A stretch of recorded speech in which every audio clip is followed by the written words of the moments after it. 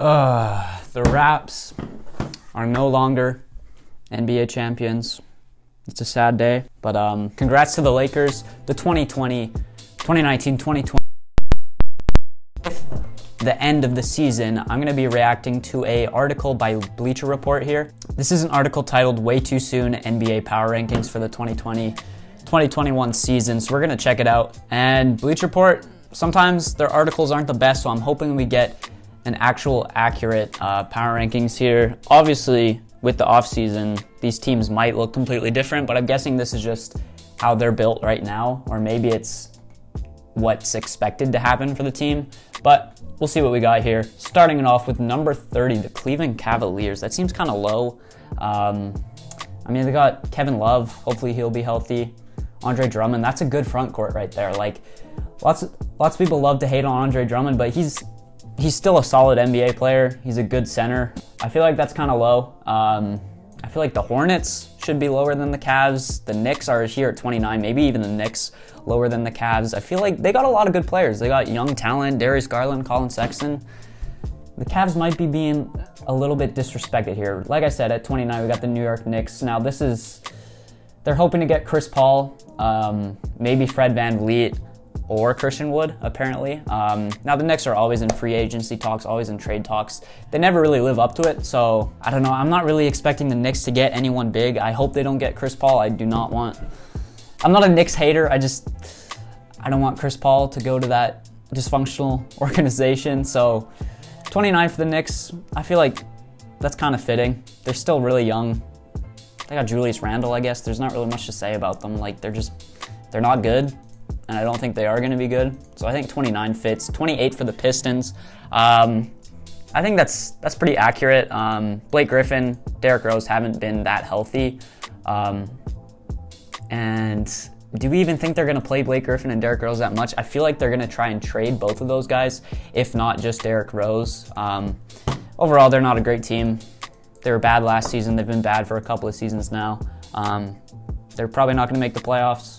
They're not really going to make any noise in the East, so I think that fits, 28. Now we got the Charlotte Hornets at 27 over the Pistons.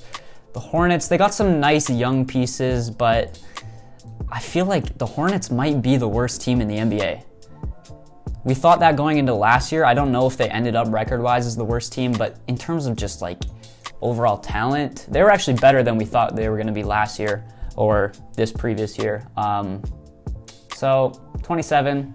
Yeah, that works. They got PJ Washington. He's a nice young piece, but really they're not good. So I feel like that fits. Washington Wizards. Now John Wall is going to be back, which is going to be interesting because he hasn't played it says since December 2018. It's been 2 years since John Wall played, so he'll be back. Do we really think he's going to make that big of an impact on winning for them? No. Their defense is atrocious. I think they had the worst defense last year. Obviously, they got Bradley Beal. He kind of tried to carry them this past year, but it didn't work. I think 26, that's an all right spot for them. They got some nice young pieces like Rui, Thomas Bryant, the guys. But overall, I don't think they're going to be good defensively. I think they're going to still be bad. So not too much to say about the Wizards. These teams really, there's not much to say about because they're going to be bad. 25 here, we got the Sacramento Kings. I hope the Kings are better than this. In the West, I don't think I want them to make the playoffs, but the West is just so loaded. I don't think they really have a legit chance. I mean, they have a chance, but it's going to be real tough. Last year, they were disappointing. We thought they could maybe make the playoffs. Obviously, De'Aaron Fox is special, but yeah, I just think the hiring with Luke Walton wasn't good for their franchise at all. I think he kind of just completely killed their style that the young guys like to play, slowed them down a lot. So 25, I think I would put them a little bit higher, I think. But do we see them making the playoffs in the West that's loaded? Probably not.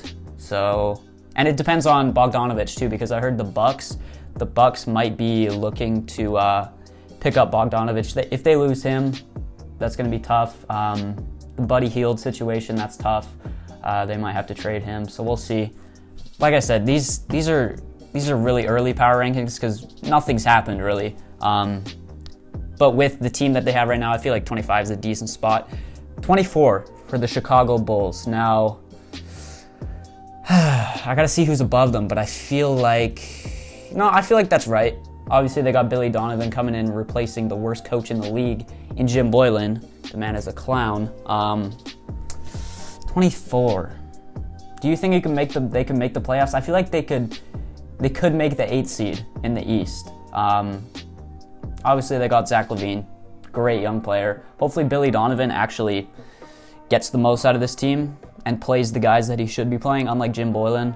Obviously, I don't know that much about Jim Boylan, but I know Chicago fans hate him. So, yeah, Billy Donovan, he's a good coach.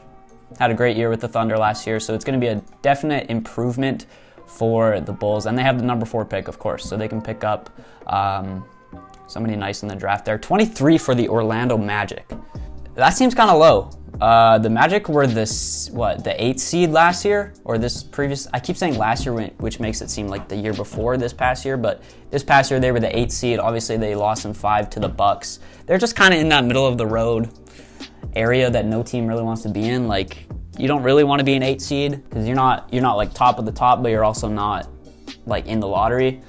But 23, I feel like that's kind of low. I feel like they're just going to get better with Jonathan Isaac coming back. Obviously, he's had a couple ACL injuries, so it's going to be interesting to see how he returns. But I feel like that's kind of disrespectful. They were in the playoffs last year. To put him at 23 is kind of tough. All right, 22, Oklahoma City Thunder. Also kind of disrespectful. I see the Atlanta Hawks above them. Now it depends what happens with Chris Paul. Obviously, Billy Donovan is gone. But they got nice young talent. They got Shea, they got Lou Dort, they got a bunch of pieces. And if Chris Paul stays, I could definitely see them fighting for a playoff spot again. And putting the Atlanta Hawks at 21 over them, that seems a bit premature. The Hawks were really bad this past year. Defensively, obviously, they got great talent in Trae Young and John Collins, along with Kevin Huerter. And we got to see how Clint Capella fits in as well. We didn't really see him play that much. Or did he play at all? I don't even think he played at all with the Hawks. So it's going to be interesting to see how that fits in, that Trae and Capella pick and roll. You know what I'm saying? But I feel like this is kind of premature to put them this high. Like, they're young. They haven't proven anything yet. They haven't proven that they can win. They've proven that they got talent, but they haven't proven that they can win. So I feel like this is kind of high. Could I see them making the playoffs in the East? Maybe. But yeah, I feel like it's kind of too early to say that. We'll see. Well, actually, yeah, like I would put the Thunder ahead of them. I would probably put the Magic ahead of them, based on what we've seen so far. 20 to 16, we got the San Antonio Spurs at 20. Obviously, they missed the playoffs this past year. I feel like this is a good spot. I don't think they're going to make that much noise. DeMar, in the final year, he'll probably opt into his player option. Aldridge, I feel like they need to get rid of DeMar and Aldridge and really let the young guys shine. Because I like their young players. They got DeJounte Murray, he's nice defensively. They got Derek White. They got lots of young guys that I really like, and I think they need to shine. But I don't know. They could be fighting. I feel like everyone in the East or in the West is going to be fighting for a playoff spot. So maybe they could make the playoffs. We'll see how it goes. But you can never count out Pop. So yeah, I feel like that's a good place for them. Minnesota Timberwolves at 19. Okay. Obviously they have the number 1 pick. They might look to trade that. But if they do pick or do use the pick, they'll probably take Anthony Edwards at 1. Defensively, they're not bad.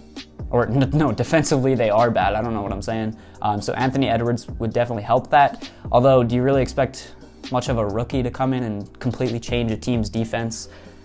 I don't. So I feel like they're still going to be bad defensively. Obviously, they got D'Lo, Cat, but like 19. I might even put the Spurs above the Timberwolves. 18 for the Grizzlies. That's low. That is really low. Like right off the bat, that seems really low for the Memphis Grizzlies. Obviously, they had a great season this year. They almost made the playoffs, and Jaw's just going to get better. Going into his sophomore season, I don't know why they're so low on this. They're a great team, well coached, lots of young guys that want to prove themselves. Like, I don't know. I feel like this is low for the Memphis Grizzlies because Ja, like I said, he's going to be so much better. He was already great in his rookie season, but yeah, I don't know. That's kind of low for the Memphis Grizzlies. The disrespect to the Memphis Grizzlies. The New Orleans Pelicans, I feel like this fits, yeah. With a full season of Zion. We saw in like the 20 games he played this season that he was great and he helped them win. So with Zion for the full season, they'll probably be fighting for a playoff spot. 17 seems like the right place for them. And yeah, they might want to trade Drew Holiday away. That's something I've seen recently. But yeah, they got Zion, Brandon Ingram. They're just a really talented young team, and I think this is a good place for them. Phoenix Suns. The Suns, I mean, yeah, they were 8-0. I don't know if we put the Suns over the Grizzlies just yet. Obviously, the Suns were great, like I said, in the bubble, but that's the bubble. Do we put that much into the bubble games with no crowd? Was it just a young Suns team just taking advantage of that no crowd? It might have been, but it also might have been that they finally figured it out, and maybe they carry the momentum from the bubble into the regular season, and maybe they make a push for the playoffs. I definitely want to see them make the playoffs. I feel like that would be great to see, and yeah, they're a completely different team now. Shout out to the Suns, man. Hopefully they can take this momentum, carry on to the regular season, and hopefully make the playoffs. This might be a little bit high because obviously we don't know the extent to how real the bubble is and like how much of that's going to carry over to a real regular season with fans and everything. Hopefully there's fans. Let's move on to number 15, Indiana. Ooh, seems kind of low. We got to see what happens with Victor Oladipo, of course, but with Sabonis, he wasn't even in the playoffs. He was injured, so we got Sabonis coming back. Like, I don't know, maybe. No, that actually might be fair. They fired Nate McMillan. We don't know who's going to be the coach for them now. I don't know. With Sabonis coming back, Oladipo, he's hopefully going to be better with more time to get healthy. I feel like that's kind of fair for the Indiana Pacers. Portland at number 14, this is fair to me. Obviously, Dame. You'll have Nurkic, a full, hopefully healthy season of Nurkic. They were good in the bubble, of course, almost making they did make the playoffs, what am I saying? Taking a game from the Lakers. I feel like this fits, yeah. This looks about right. 14 for the Portland Trail Blazers. They're not going to be good defensively, but that offense, man. Well, you got Dame pulling up from half court. All right, number 13, we got the Dallas Mavericks. This might be a little bit low because obviously Luka was insane in the bubble, in the playoffs. I feel like they're just going to get better with more experience, so I feel like this might be a little bit low. Luka could be was Luka a top 3 MVP candidate this year? He might, no, James Harden was. Luka could be a top 3 candidate, maybe even top 2. I don't know, maybe that's too early to say that, but they got Porzingis, he was looking great in the bubble. And in the future, yeah, this team is going to be insane in the future. Like, championship contenders for sure in the future. Are they that this year? Probably not. But 13, that seems a little bit low. We got the Rockets at 12. I might put the Mavericks over the Rockets personally. We've seen rumors of Russell Westbrook maybe getting traded. They let go of Mike D'Antoni and Daryl Morey as well, stepped down. So they might be going in a completely different direction. We don't really know. If they bring Russell Westbrook back and they stick with the small ball strategy, I don't know, 12, I might put the Mavericks over them. Like I said, Luka, just that offense for the Mavericks is insane. And I feel like they're just going to get better. So the Rockets, I might flip these two right here, the Rockets and the Mavericks. 11 for the Toronto Raptors, boys. I don't hate it. Right off the bat, I don't hate it, but I don't love it either. I mean, we'll always get doubted as a team. It really depends on how good Pascal is in the regular season. Obviously, he had a tough stretch in the playoffs there. But I feel like this is kind of low. I feel like we should be top 10 at least. We got arguably the best coach in the league in Nick Nurse. Kyle Lowry is going to be back. Hopefully Fred is back. Hopefully he doesn't sign with the Pistons or the Knicks or something like that. Hopefully we bring Serge back. Gasol might be going to Spain to play. There's some rumors about that. But yeah, it's going to be an interesting season for the Raptors. We'll see how it goes. It really depends on the Fred situation. We might be trying to sign Montrezl Harrell, which could be interesting. Maybe a sign and trade for Victor Oladipo. There's lots of stuff the Raptors can do this offseason, but I feel like 11's kind of too low. They were one game away from the conference finals last year, like against the Celtics, a great Celtics team. So I feel like that's kind of low. Utah over the Raptors. Okay, I don't agree with that. I think Utah, I'm going to say these should flip.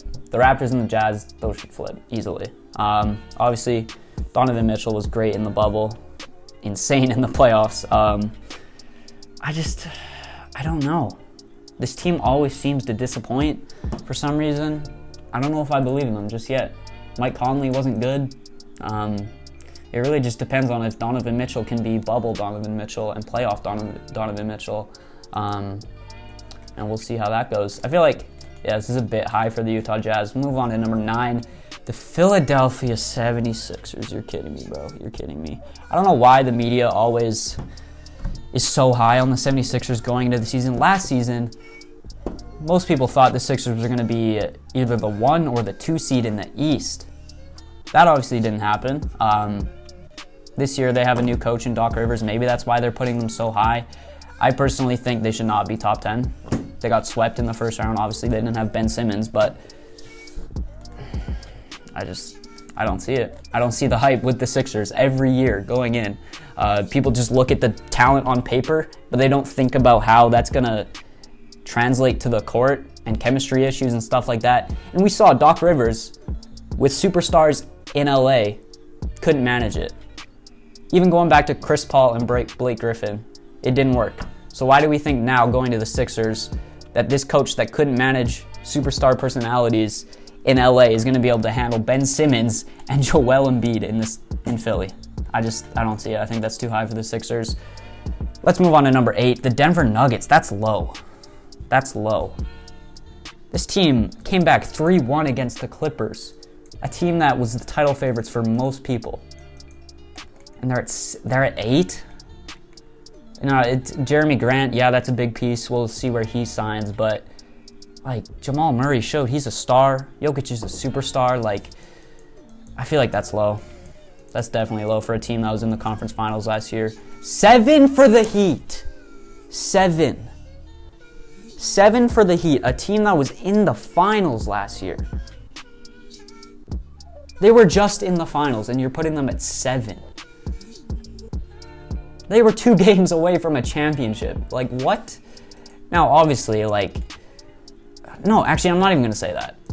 We know what this team is going to be next year. They're not going to lose any big pieces unless they lose Dragic, maybe. But they'll have Jimmy, they'll have Bam, they'll have Hero, they'll have Duncan Robinson, they'll have Kendrick Nunn. Like, this is disrespectful. 7 for the Miami Heat. Sorry to Heat fans. Like, you guys are constantly being disrespected. They were in the finals. Imagine putting a team that was just in the finals, a team that knocked off the 1 seed, a team that knocked off the talented Celtics, took the Lakers to 6 games, and you put them at 7. Brooklyn Nets. Oh my, bro. This is bad. This is bad. Yes, they have KD. Yes, they have Kyrie. 2 of probably the most talented players in the league offensively, but we haven't seen them play together. We haven't seen it. And you're going to put them over a Heat team that has proven chemistry, that was just in the finals? Like, oh my. KD and Kyrie haven't played a single minute together on this team. A single second, bro. Now, could they be contenders? Yeah, but have we seen these 2 together yet? No, so this is too high. This is just period, too high. You have them over the Miami Heat. Boston Celtics at 5. I feel like, yeah, that's fair. Maybe a bit lower. Like, you should switch the Celtics and the Heat, honestly. Like, the Heat proved they're a better team, bro. Now, maybe their point is Jaylen Brown. He's going to be better. Jason Tatum's obviously going to get better. They still have Kemba. They're obviously going to get better. I'm just still stuck on that Heat one, man. What? Golden State at 4. Yeah, Steph's coming back. Yeah, Klay's coming back.